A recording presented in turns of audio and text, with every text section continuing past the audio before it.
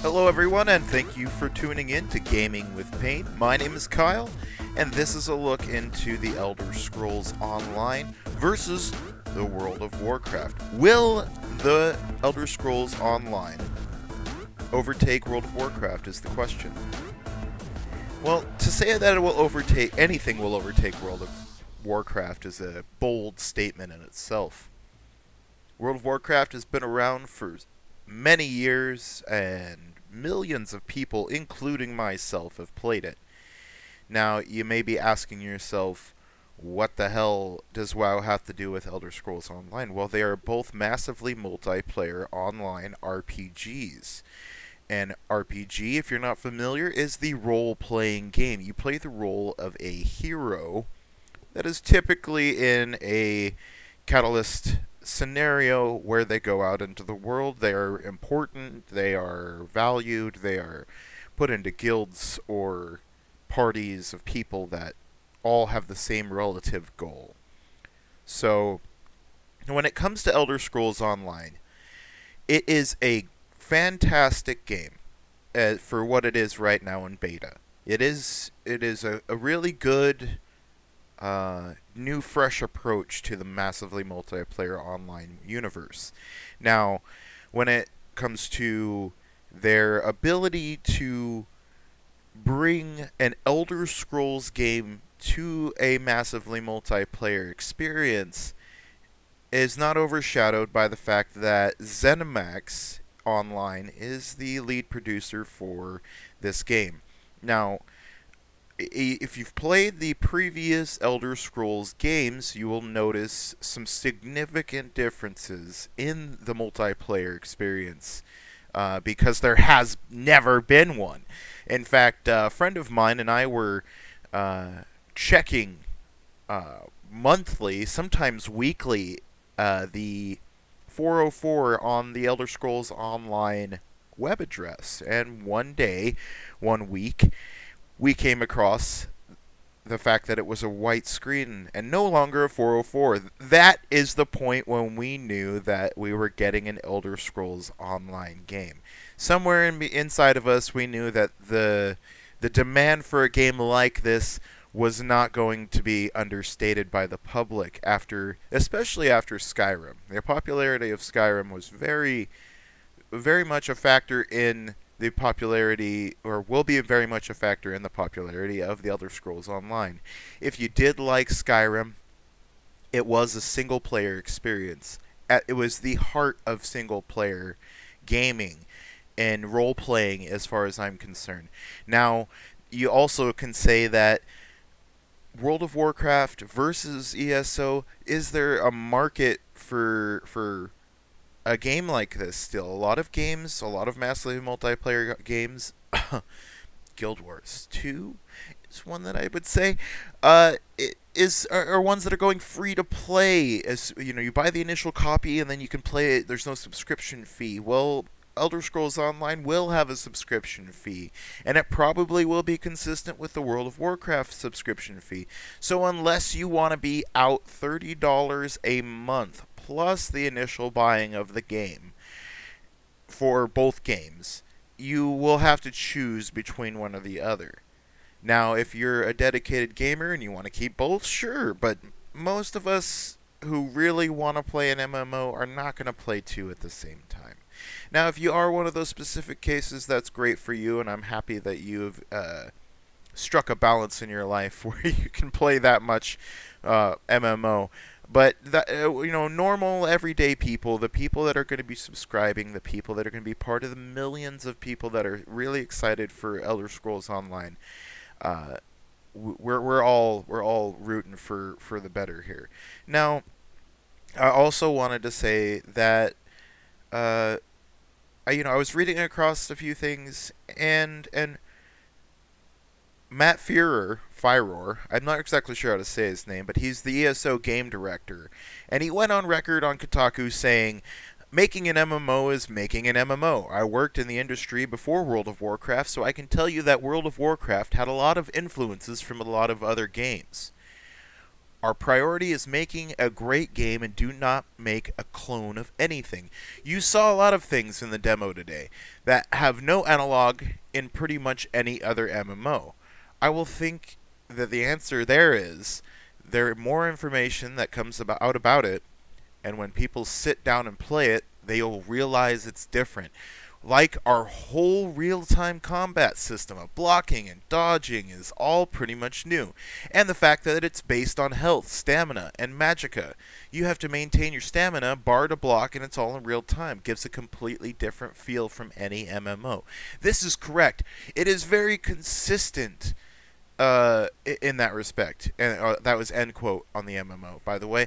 Is very consistent with a battle system that I like. I like the balance that he was talking about there, and that's one thing that I really feel is great, is the balance between the three different things. You aren't just worried about mana, or just worried about stamina, or just worried about health.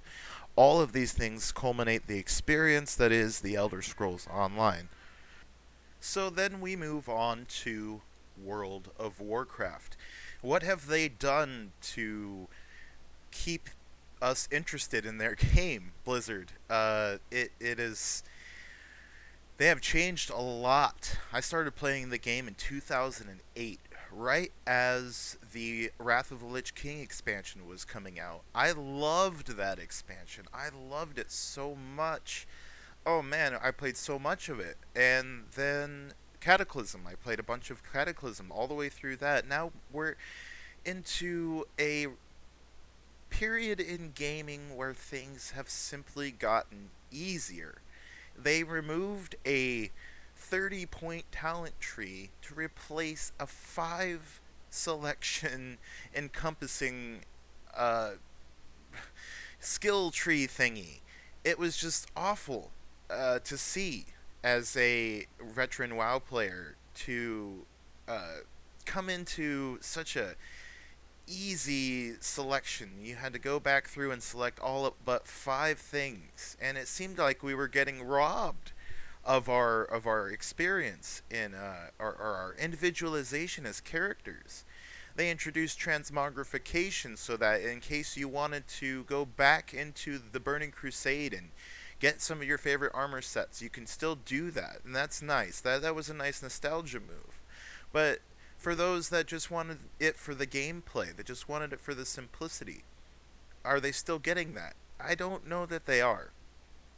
If you're new coming into the World of Warcraft, that for you is your own experience. But for those of us that have been around for a while, it might be time to move on.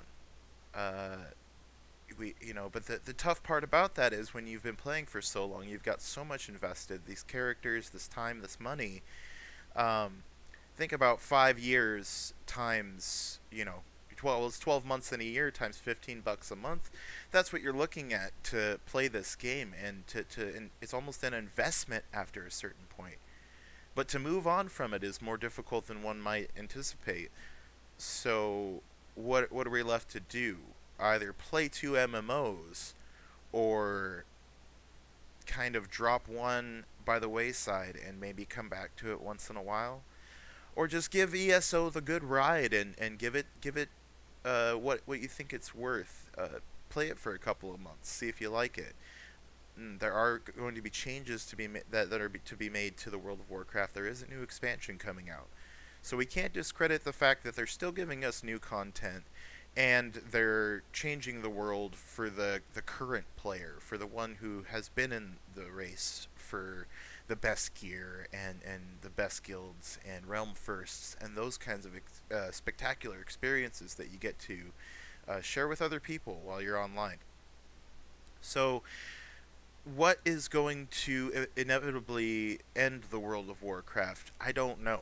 I don't see an end for the World of Warcraft in sight. And if you have played other games like City of Heroes that is no longer, think about people that invested all their time and money into City of Heroes and then just got robbed of the of their accounts and characters. They just shut everything down. There was no longer any support for it, and that is an unfortunate scenario. But and I do empathize with those people because I do know what it's like to invest all the time into a game and then lose everything. For those of us who go way back into the days of memory cards and memory sticks, you know what I'm talking about. And you sometimes you just that information got corrupted, or it was a lot easier to take that with you. It was a lot easier to embed yourself in a game and be able to save that content and go back to it. Nowadays, are we under threat of investing $15 a month to a game that if it isn't successful, you're dependent upon everybody else. You're dependent upon those people's interests. You're basically making an investment and saying that the developer is good enough to the point that I'm in it for the long haul, or I'm going to dabble here and there with my friends. And maybe that's what it comes down to. What are your friends playing? What do you want to play? What do you like? What are your thoughts on Elder Scrolls Online? Have you played it, and do you plan on getting it? If so, what are your intentions? Why do you want to play? Is it the PvP? Is it the atmosphere? Is it because you've played Elder Scrolls before and you want to prolong that experience? Let me know in the comments section below. Without further ado, my name is Kyle, and this has been Gaming with Pain. Thanks for listening. Have a great day.